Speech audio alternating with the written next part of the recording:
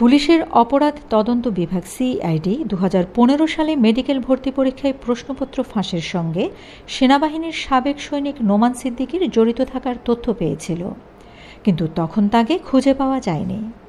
অবশেষে বাংলাদেশ রেলওয়ের উপসহকারী প্রকৌশলী নিয়োগ পরীক্ষায় প্রশ্নপত্র ফাঁসের সঙ্গে জড়িত অভিযোগে 7 জুলাই তাকে গ্রেপ্তার করা হয়।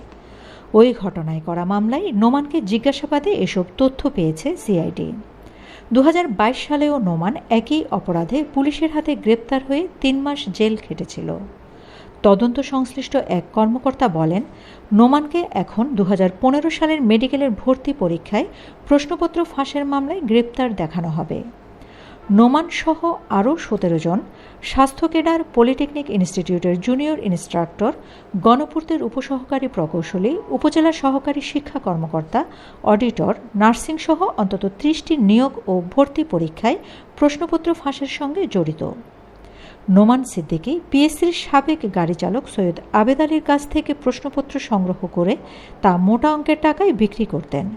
ফাঁস করা প্রশ্ন দিয়ে তার স্ত্রীকেও শিক্ষা বিভাগে চাকরি পাইয়ে দেন। প্রশ্ন ফাঁসের ঘটনায় অন্যতম অভিযুক্ত এবং সিআইডির মামলার আসামি মাস্টারমাইন্ড মোহাম্মদ নোমান সিদ্দিকীর বাড়ি লক্ষ্মীপুর জেলার রামগতি উপজেলার রামদয়াল বাজার সংলগ্ন মেঘনা নদীর পাড়ের চর আলগি গ্রামে।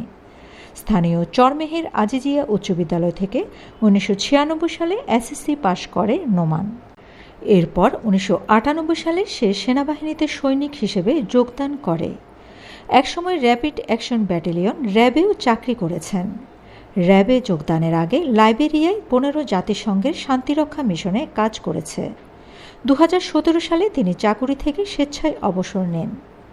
নোমান সিদ্দিকী মরহুম আবু তাহের মিয়ার ছোট ছেলে। তার বড় ভাই হলেন ওমর ফারুক হোসেন। রামদয়াল বাজারে তার একটি ফার্মেসি রয়েছে। মেঝো ভাই মোহাম্মদ সালাউদ্দিন সেনাবাহিনীতে কর্মরত রয়েছেন।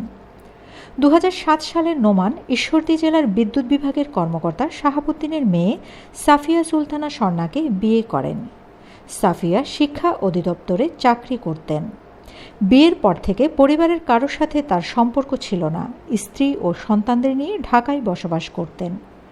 বর্তমানে কারাগারে আটক নোমান সিদ্দিকী তদন্ত সংশ্লিষ্ট কর্মকর্তাদের বলেছেন, ফাঁস করা প্রশ্নপত্র বিক্রি করে তিনি অন্তত 5 কোটি টাকার মালিক হয়েছেন। ঢাকার মিরপুর 10 নম্বরের সেনপাড়া পর্বতায় একটি ফ্ল্যাটের মালিক নোমান। এছাড়া পল্লবীর কালশির পলাশনগরে ইত্তেহাদ নামের একটি পোশাক কারখানা রয়েছে তার। Shamima Chowdhury Shammi, BNA news 24।